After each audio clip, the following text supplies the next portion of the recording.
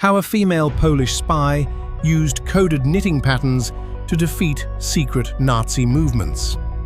Warsaw, occupied Poland, October 1942.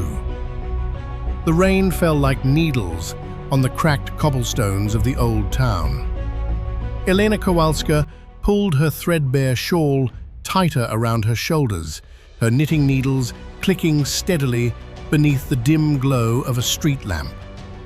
To any passing German patrol, she was just another weary Polish widow trying to make a scarf for the coming winter.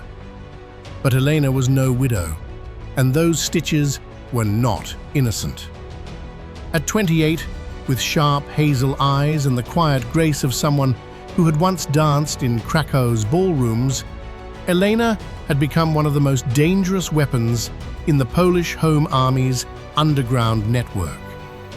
Codenamed Sznur, string, she had spent the last year turning an ancient Polish knitting tradition into a deadly intelligence weapon against the Nazis. The Germans had grown paranoid.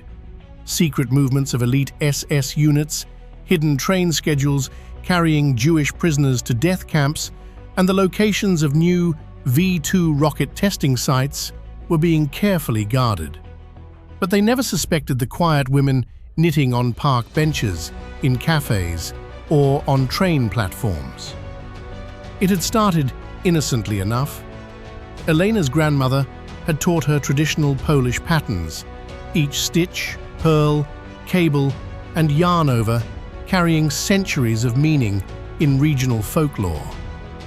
With the help of a brilliant Polish mathematician in the resistance, they transformed these patterns into a sophisticated code. A tight-knit stitch equals troop movement.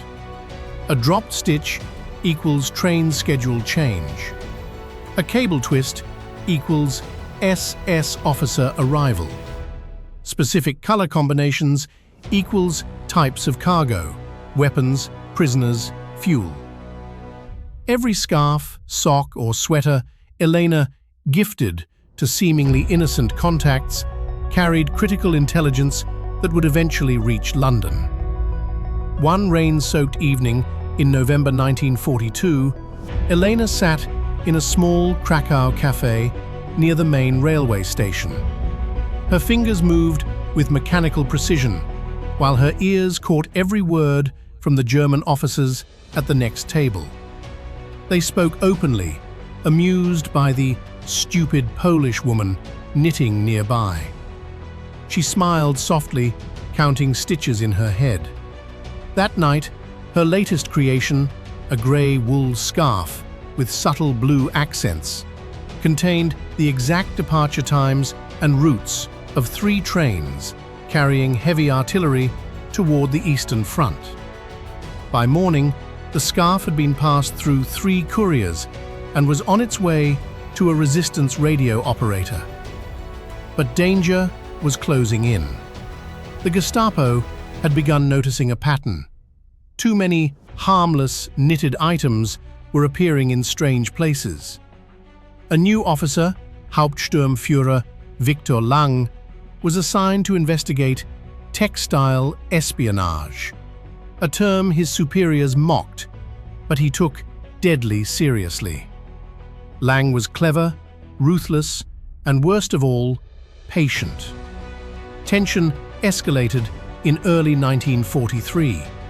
Elena was returning from a rendezvous in Lviv when she was stopped at a checkpoint. A young German soldier demanded to see inside her basket. Her heart hammered as he pulled out a half-finished sweater. "Cold winter, eh?" he said with a smirk. She nodded demurely. "For my nephew at the front." The soldier examined the intricate pattern. For a terrifying moment, Elena thought he might understand. But he tossed it back with a laugh and waved her through. That close call taught her nothing could be taken for granted. She began taking greater risks. She started knitting in public near German headquarters, listening to officers boast about upcoming operations. One particularly bold evening, She sat directly outside a cafe where SS officers were celebrating a promotion. Her needles flew as she recorded the location of a secret meeting of Nazi intelligence chiefs in occupied Poland. The information she sent helped the Home Army prepare a devastating sabotage operation that destroyed a major supply depot 2 weeks later. The net tightened in the spring of 1943.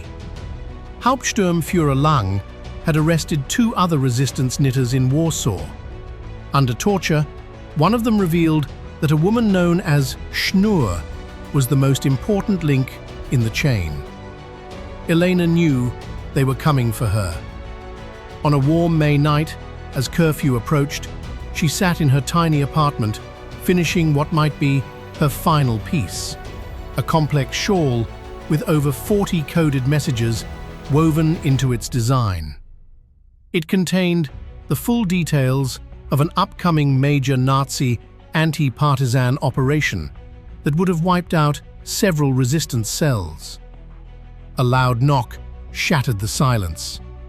"Gestapo, open the door!" Elena's hands never stopped moving. She finished the last row, quickly rolled the shawl, and hid it inside a loaf of bread. As boots kicked the door, she slipped out the back window, climbing across rooftops with the bread under her arm. She barely escaped. The climax came in July 1943. Lang had become obsessed. He set a trap. He spread false information about a massive secret movement of 5,000 elite troops through a small town, hoping Schnur would take the bait. Elena sensed the trap, but she also saw an opportunity. She deliberately knitted a highly detailed report that confirmed the false information, making the Germans believe their deception had worked. At the same time, she sent the real intelligence through a different, slower channel. When the Germans moved their real forces based on her false knitted report, the Polish resistance and Soviet allies were waiting with perfect timing. The resulting ambush was one of the most successful operations in the region that year. By late 1943, Elena had transmitted over 180 coded knitting messages. Her intelligence helped disrupt multiple Nazi operations, saved hundreds of lives, and provided crucial information ahead of major Allied offensives. But the cost was immense. 2 of her closest friends in the network were executed. She herself was wounded during one escape. Yet she continued. In one of her final acts before escaping to the West, she knitted a baby blanket, seemingly a gift for a collaborator's newborn. Hidden within its innocent pattern was the complete layout of a secret Nazi research facility developing chemical weapons. That blanket reached British intelligence and contributed to the eventual destruction of the facility. After the war, Elena Kowalska disappeared from public view. Like many Polish heroes, her story was buried under post-war politics. She lived quietly, never seeking recognition. But in the quiet click of knitting needles across Poland and Europe, her legacy lived on, a testament to one woman's extraordinary courage and ingenuity.